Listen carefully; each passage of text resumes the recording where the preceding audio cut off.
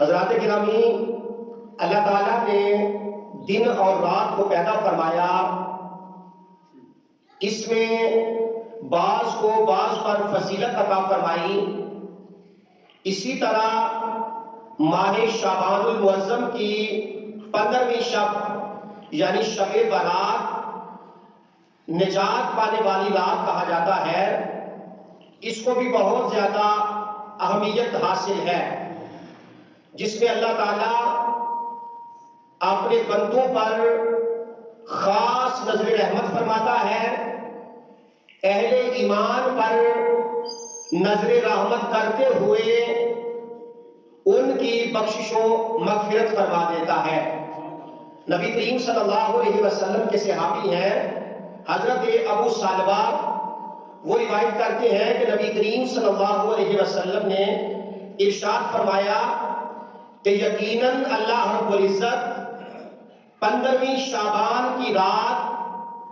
اپنے بندوں پر خاص تجلی فرماتا ہے، مومنوں کو اللہ تعالیٰ بخش دیتا ہے اور کفار کو ڈھیل عطا فرما دیتا ہے، اور فرمایا کہ جن کے دلوں میں عداوت ہو، کینہ ہو، اللہ تعالیٰ انہیں چھوڑ دیتا ہے یہاں تک کہ وہ اپنے دل سے اس عداوت کو، اس دشمنی کو نکال نہ دیں۔ یعنی اس مہینے کی اس رات کو اللہ تعالیٰ نے اتنی فضیلت عطا فرمائی کہ حضرت ابو موسیٰ اشعری رضی اللہ تعالیٰ عنہ روایت کرتے ہیں کہ رسول کریم صلی اللہ علیہ وسلم نے فرمایا ان اللہ لیطلع فی لیلۃ النصف من شعبان فیغفر لجمیع خلقہ الا لمشرک او مشاحن۔ حضرت ابو موسیٰ اشعری کہتے ہیں کہ میں نے نبی کریم صلی اللہ علیہ وسلم کو فرماتے ہوئے سنا، آپ فرماتے ہیں کہ نصف شعبان کی رات، یا جسے شب برات کہتے ہیں، شب برات کی رات اللہ رب العزت پہلے آسمان پہ جلوہ گر ہوتا ہے، اور اللہ تعالیٰ مشرک اور چغل خور کے علاوہ باقی سارے لوگوں کی اللہ تعالیٰ بے حساب بخشش و مغفرت فرما دیتا ہے۔ یعنی ان احادیث سے پتہ چلتا ہے کہ یہ جو شب برات ہے یہ کوئی معمولی رات نہیں، یہ بڑی عظمت اور برکت والی رات ہے کہ اللہ تعالیٰ اس رات کے اندر سرکار کی امت کے بہت سارے لوگوں کی بخشش فرما دیتا ہے۔ آقا علیہ الصلوۃ والسلام کی سنت مبارکہ ہے، یعنی سنت مستحبہ ہے کہ اگر کوئی ایسا کام کرتا ہے تو بڑا ثواب کا کام ہے، اگر نہیں کرتا تو گناہگار نہیں ہوتا، کہ اللہ کے محبوب صلی اللہ علیہ وسلم کی سنت مبارکہ ہے کہ نصف شعبان کی رات یعنی شب برات کو قبرستان جانا، جا کر اللہ تعالیٰ سے اپنی بخشش و مغفرت کی دعا کرنا اور اپنے گناہوں کی معافی مانگنا، یہ اللہ کے پیارے محبوب کی سنت مبارکہ ہے۔ ام المومنین سیدہ طیبہ طاہرہ سیدہ عائشہ صدیقہ رضی اللہ تعالی عنہا سے روایت ہے، فرماتی ہے کہ ایک رات نبی کریم صلی اللہ علیہ وسلم میرے ہاں تشریف لائے، یعنی میرے حجرہ پاک میں تشریف لائے۔ میں نے دیکھا کہ سرکار اپنے بستر پہ آرام فرما ہے۔ کچھ دیر کے بعد میں نے دیکھا کہ آقا علیہ الصلوۃ والسلام اپنے بستر پہ نہیں ہے، بستر خالی ہے۔ تو کہتے ہیں میں اٹھی اور اٹھ کر میں نبی کریم صلی اللہ علیہ وسلم کو تلاش کرتے کرتے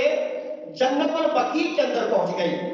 فَإِذَا هُوَ بِالْبَقِيعِ، کہتے ہیں میں نے دیکھا کہ سرکار جنت البقیع کے اندر ہے۔ یعنی جو صاحبان مدینہ منورہ گئے ہیں انہوں نے ضرور زیارت کی ہے، جو نہیں گئے اللہ حضور کی رحمت کا صدقہ سب کو حرمین شریفین کی بات و حاضری نصیب فرمائے۔ جہاں پہ سرکار کا روضہ اقدس ہے، آپ کے روضہ اقدس سے چند قدموں کے فاصلے پہ جنت البقیع ہے، جو مدینہ منورہ کا مشہور قبرستان ہے، جس میں سرکار کے صحابہ، سرکار کے اہل بیت، جلیل القدر صحابہ کی قبریں وہاں موجود ہیں۔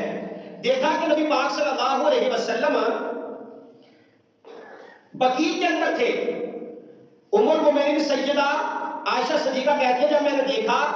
کہ سرکار بقیع کے اندر ہے تو سرکار نے پوچھا اکنتی تخافین ان یحیف اللہ علیک ورسولہ،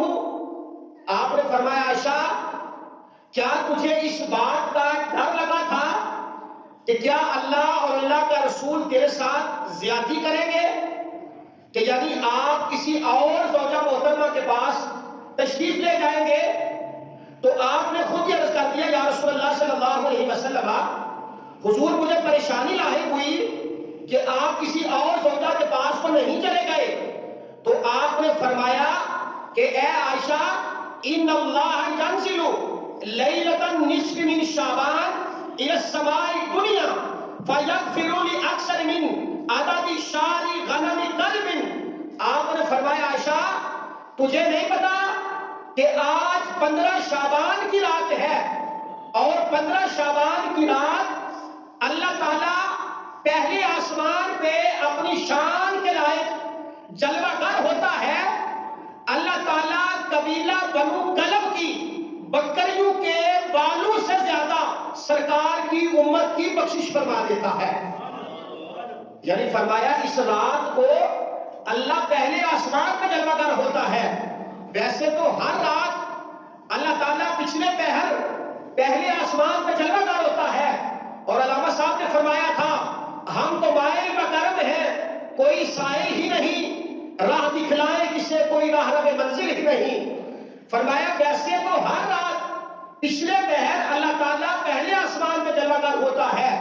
لیکن فرمایا نصف شعبان کی رات اللہ رب العزت خاص اپنے فضل کے ساتھ اجلال کرم فرماتا ہے،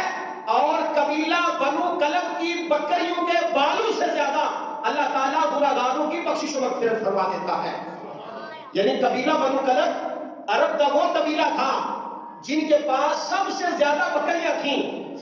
پھر بکریاں اور پھر بکریوں کے جسم کے جو بال ہیں ان سے بھی اللہ زیادہ گناہگاروں کی بخشش و مغفرت فرماتا ہے۔ تو میرے بھائیوں پتہ چلا کہ یہ رات بڑی ہی عظمت اور برکت والی رات ہے۔ اسی حدیث پاک کو دوسرے انداز سے بیان کیا گیا، فرمایا فَيَغْفِرُ لِلْمُسْتَغْفِرِينَ وَيَرْحَمُ الْمُسْتَرْحَمِينَ، فرمایا اس رات بخشش مانگنے والوں کو اللہ تعالیٰ بخش دیتا ہے، اور جو رحم مانگتے ہیں اللہ تعالیٰ ان پہ رحم فرما دیتا ہے، سوائے اس بندے کے جو دل میں بغض رکھتا ہے اور دشمنی رکھتا ہے۔ ان دو کے علاوہ اللہ تعالیٰ سب کی کامل بخشش فرما دیتا ہے۔